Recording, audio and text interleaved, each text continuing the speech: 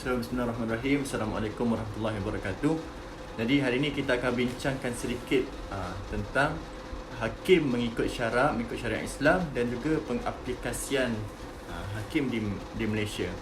Di antara aspek-aspek yang kita akan sentuh, pertama sejarah kehakiman daripada zaman Nabi Muhammad SAW sehinggalah ke ini.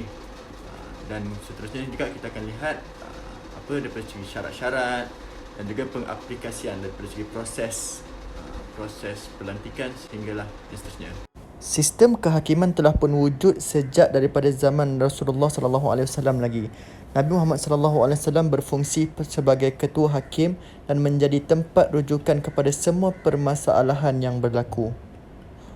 Tugas baginda juga adalah untuk membela keadilan umat Islam ketika zaman tersebut. Dua elemen penting dalam sistem kehakiman Islam iaitu mestilah menyeimbangkan di antara elemen diniyah dan juga elemen duniawiyah. Dan juga sistem kehakiman ketika zaman Nabi Muhammad SAW tidaklah tertakluk kepada Nabi Muhammad SAW sahaja. Baginda telah melantik beberapa orang sahabat untuk diutus menjadi hakim di beberapa kawasan yang lain. Contohnya Ahmad bin Ali yang diutus ke Yaman dan juga Ma'qal bin Yasar yang juga diutus ke Yaman.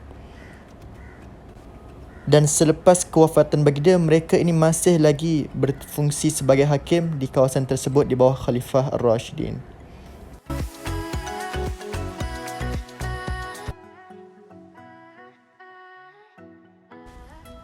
Syarat pertama untuk menjadi seorang hakim mestilah orang yang baligh, kedua berakal, ketiga merdeka dan yang keempat mestilah seorang itu beragama Islam. Seterusnya, hakim juga mestilah seorang yang adil, yakni tidak fasik dan tidak berterusan melakukan dosa kecil. Dia juga mestilah seorang yang mujtahid. Hakim juga seperti mana kata jumhur ulama mestilah seorang lelaki. Dan syarat terakhir yang menjadi tambahan ialah seorang hakim mestilah sempurna panca indera. Seterusnya kita lihat pengaplikasian lantikan hakim di Malaysia dari segi syarat-syarat dan juga proses pelantikan. Syarat-syarat kelayakan hakim di Malaysia ada 7 seperti berikut.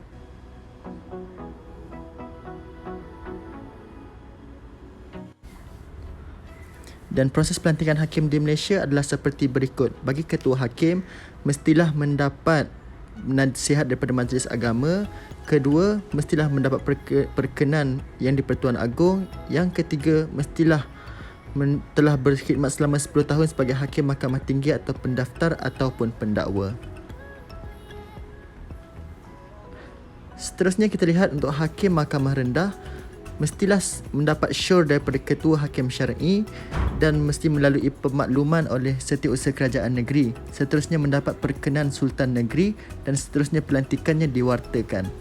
Begitu juga hakim Mahkamah Tinggi mesti juga mendapat syor ketua hakim syar'i negeri, seterusnya mendapat syor Majlis Agama Negeri dan seterusnya pemakluman kepada Sultan dan perkenan daripada Sultan dan seterusnya pewartaan.